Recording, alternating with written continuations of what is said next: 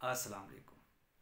बात शिंगरफ की हो और उस पे मैं कुछ बोलूँ ना, ये हो नहीं सकता।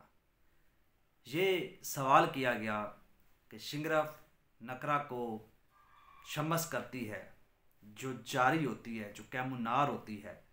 कुछ लोग डायरेक्टली जारी कर लेते हैं जिसका कोई फ़ायदा नहीं है।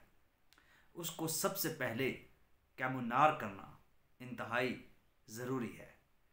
और बात यह है कि अगर वो नकरा को शम्मस बना रही है तो क्या वो एक इंसान को भी शम्मस बना सकती है? बिल्कुल बना सकती है। उसकी 2 से 3 खुराक नहीं कोई खा सकता।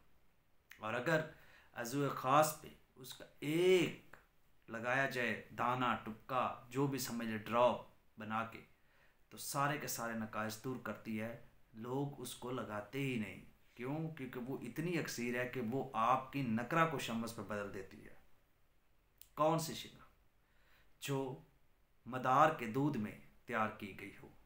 जिस बंदे को हिकमत का शौक़ है, अक्सीर गरी का शौक़ है, और उसके पास नुस्खा नहीं है, वो काम करना चाहता है और कामयाब होना चाहता है, तो उसके पास एक हल है: मदार मदार मदार। कि मदार में वो इस शिंगरफ को पकाए, इसी में जारी करे, इसी में कैमुनार करे। ये कभी भी आपको ख़ता नहीं करेगी, कभी भी आपके साथ नुकसान नहीं करेगी। आपको आपकी मंजिल तक ज़रूर पहुंचा देगी। कौन? मदार। क्या? शिंगरफ को।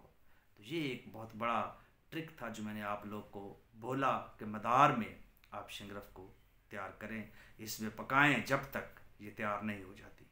और एक वक्त आता है ये तैयार हो जाती है।